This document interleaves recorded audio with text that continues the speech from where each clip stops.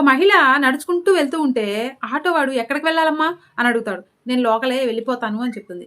మరుసటి రోజు బాబుని స్కూల్కి వ్యాన్ ఎక్కించిన తర్వాత మళ్ళీ ఇంటికి నడుచుకుంటూ వెళ్తే అమ్మా చెల్లి ఎక్కడికి వెళ్ళాలి చెల్లెమ్మా అని అంటూ అదే ఆటో వాడు అడుగుతాడు. మళ్ళీ మూడవ రోజు తన ఫ్రెండ్ దగ్గరికి వెళ్ళి వస్తూ అక్కడ దావలో మళ్ళీ ఆటో వాడు కనిపించి మేడం ఎక్కడికి వెళ్ళాలి అని అంటే సరే నేను మా ఇంటి దగ్గర దించండి అని చెప్పేసి ఆటో ఎక్కి అతన్ని ఇలా అడుగుతుంది.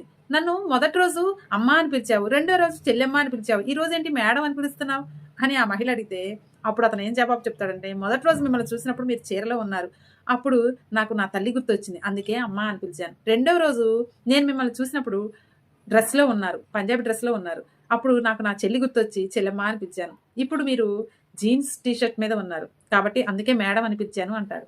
ఇక్కడ వాళ్ళిద్దరు తప్పేం లేదండి. ఇక్కడ నేను చెప్పేది ఏంటంటే, సమాజంలో మనం వేసుకున్నటువంటి డ్రెస్ సెన్స్ని బట్టి అందరూ అలాగే గౌరవిస్తారని కాదు, కానీ మనకిచ్చేటటువంటి విలువ మన బిహేవియర్తో పాటు మన డ్రెస్ సెన్స్ని బట్టి కూడా ఉంటుంది. కాబట్టి ఆడవాళ్ళకి రెస్పెక్ట్ కావాలి అంటే ఎలా ఉండాలో అర్థమైంది అనుకుంటాను.